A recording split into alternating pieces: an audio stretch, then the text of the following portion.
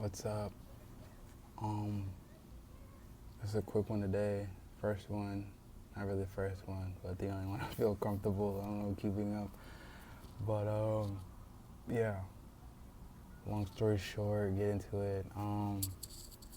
I heard somebody say that sleep is the cousin of death. So, how I take that is like, you know, if I'm doing work during the day and my body requires rest or whatever. Call it sleep. Close my eyes and drift off into wherever. Okay, if my energetic body or whatever has left my physical, you could say that's death, or you could call that sleep. But I don't know, it's a cousin or it's a relative. That's relative to death. Sleep is relative to death because they're in the same family of ceasing. Something isn't doing what it was doing before it has ceased. It is sleeping. It stopped doing what it was doing. You stopped living. And the life that you live is like the work that you're doing. And so you get what I'm saying? You stopped living for 8 hours. You technically, you basically died. This is all opinionated stuff. This isn't factual or anything like that. This is just things I've observed in myself, the words and feelings I've taken in. I've just put them in categories and subcategories to come to conclusions, personal conclusions, I should say, or opinionated conclusions. I don't know. I don't even know if you can have a conclusion that is opinionated, unless it is like a personal opinion. I don't know. I don't get it. These are just my thoughts. Nothing here is factual. So yeah. So I'm not promised anything in life except death.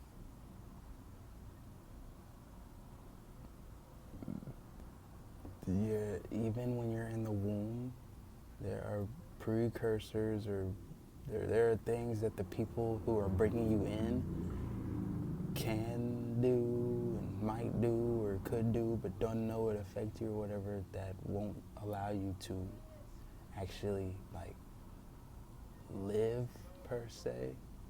You could have your whole electrical systems form and your consciousness getting ready to hop in the vessel or whatever, but you might not get to live. But no matter where you are on the journey of trying to become, you're promised that at some point it will end. No matter where you are on the journey of becoming yourself. At the age of being conceived for 2 days, at the age of being conceived for 5 months, at the age of 5 months, outside of the womb, 5 years, 15, 25, 35, 42.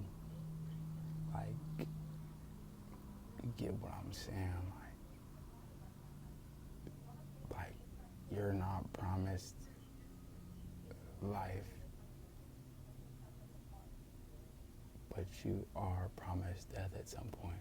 So the main topic I'm really trying to get at is immortality. Imagine something taking your death away, so you live forever, somehow. Imagine having to watch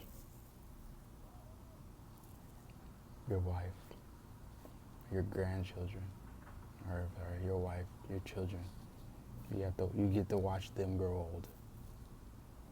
Okay? And your children have children, so your grandchildren, you have to watch them grow old. Your great-grandchildren, you have to watch them. And the cycle continues, and you're just standing there watching them. I'm sure by the third grandchildren set or whatever, great grandchildren are probably over it, like, oh my God, I've watched them all go. I've watched them be beautiful.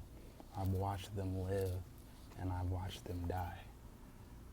I've seen 4 generations live and die, and it all started with me and my wife whom has been dead for 4 generations. What is that, like 100 years, 120 years plus? Give it 120, between 150 years. Like you've been alive for 150 years and you just watched your whole family live and die. You know how sad that sounds? That sounds like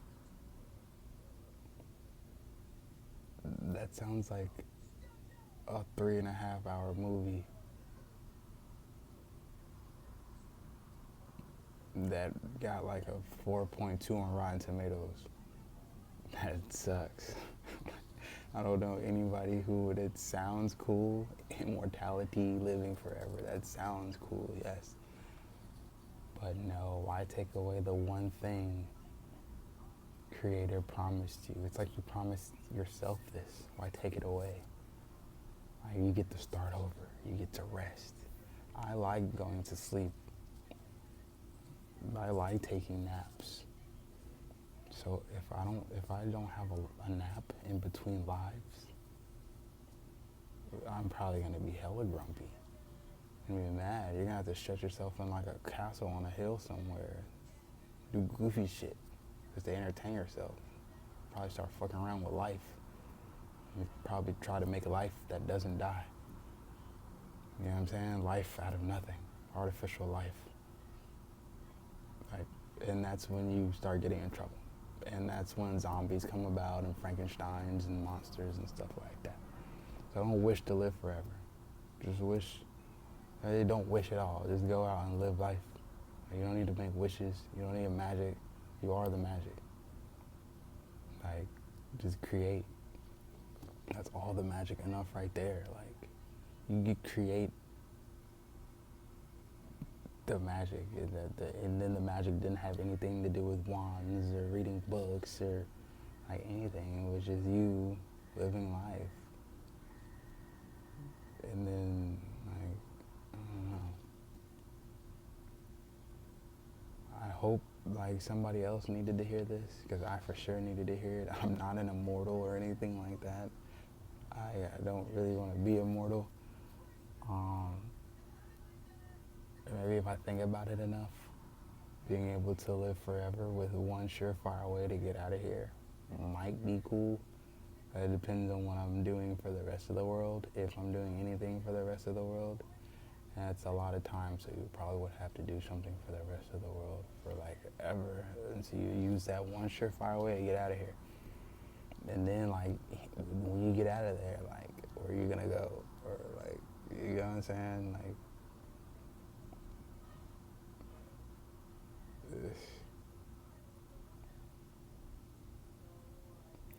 or you could like,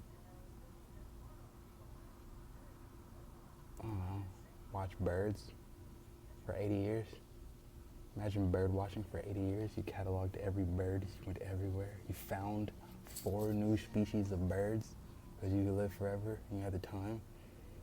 And those birds are actually native to a such and such land, and that land practices holistic medicine, and that land had like a prophecy where like, oh, some random person's gonna go in the forest and they're gonna bring back a bird friend, and this bird is gonna have a feather, and the feather creates like some type of biome when you put it in water, put it in like the river or something, and it creates some type of amoeba or single-celled organism. And if you let that single-celled organism like sit on a banana leaf for like 5 days or something, you put it on your cut, like your cut heals in like 5 minutes. Like, okay, that's cool. That's cool, I guess. But how many times can you do that? You know what I'm saying? And you only need one person to do that. You don't need millions of immortals to do that. You literally just need like one person, maybe a team of 3, and 2 of them don't even have to know the other person's immortal. They're just there on a mission looking for birds that can heal stuff. They're looking for the amoeba, not really the bird. The bird was just part of the prophecy, because they didn't know like that the bird had an amoeba on it or a single-celled organism that they had never encountered before. Like, they didn't know that. They just know they need the bird. So yeah, that was my rant. That was my message about some nonsensical stuff. But it's like a 10-minute glimpse into my mind of what I think about. I wouldn't even say as the days go by. It's probably like a good quarterly part of the day. You know what I'm saying?